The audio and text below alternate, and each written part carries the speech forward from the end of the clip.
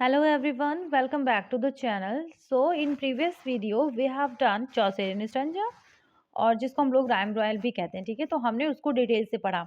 Now we are going to do ottava rima, ठीक है।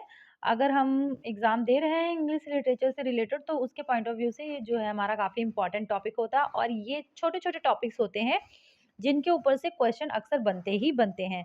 तो चलिए without wasting our time start करते हैं हम अपना टॉपिक। ओटावा रीमा क्या होता है? ओटावा रीमा अगर हम बात करें सबसे पहले तो इसका ओरिजिन जो हुआ है वो इटली से हुआ है और ये जो पोएम है जो ये इनमें जो स्टैंजास होते हैं वो 8 लाइन्स के होते हैं, ठीक है। जिनकी राइम स्कीम क्या होती है? A B A B A B then followed by a rhyming couplet क्या होता है इसका? सी सी, ठीक है। तो वहीं पर यहाँ पर लिखा हुआ है तो चलिए पढ़ते हैं। Ottava rima is a poetic stanza form that came from Italy, has 8 lines, ठीक है। सारी जो 8 लाइन्स होती हैं इसमें मीटर कौन-सा यूज़ करते हैं राइटर्स? जो मीटर होता है वो आयबिक पेंटामीटर होता है, ठीक है।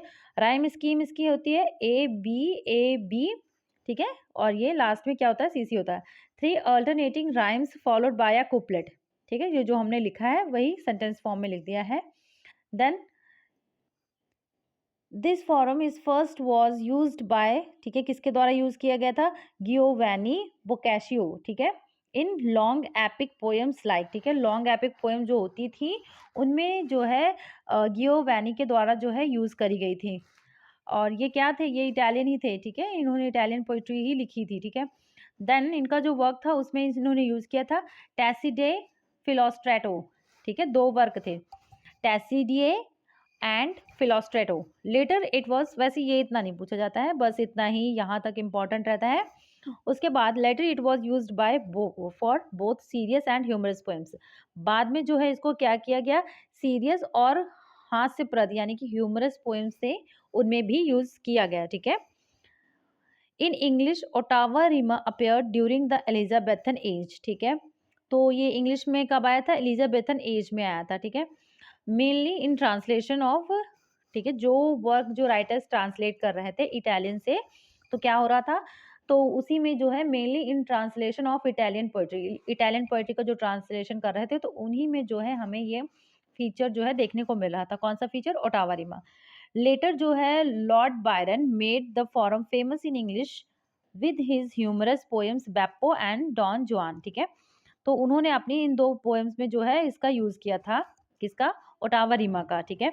These works shows how the form could mix serious themes with wit and style.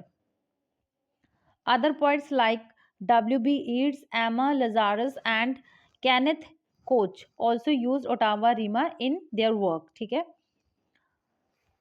और इन्होंने कब यूज़ किया था? इन तीनों ने ही 19th और 20th सेंचुरी में यूज़ किया था, ठीक है। ये फॉर्म कैसी थी? ये फ्लेक्सिबल थी। It can tell a grand story और क्रिएट अ कॉमिक इफेक्ट्स। तो फ्रेंड्स ये था हमारा ओटावा रीमा जो कि एक बहुत ही कम और शब्दों में हमने जाना है, ठीक है। तो एग्जाम पॉइंट ऑफ व्यू से इसके जो है मेन पॉइंट्स क्या होते हैं? इसका ओरिजिन कहाँ हुआ था, कब हुआ था ना, किसने इसको इंग्लिश लिटरेचर में पॉपुलराइज किया था। देन पूछ सकते हैं इसकी राइम स्कीम क्या है? देखिए 8 लाइन्स हैं तो इसकी राइम स्कीम क्या है, ठीक है। और जो है मीटर क्या है? तो ऐसे क्वेश्चन जो है एग्जाम में पूछे जा सकते हैं। तो चलिए मिलते हैं नेक्स्ट वीडियो में एक नए टॉपिक के साथ।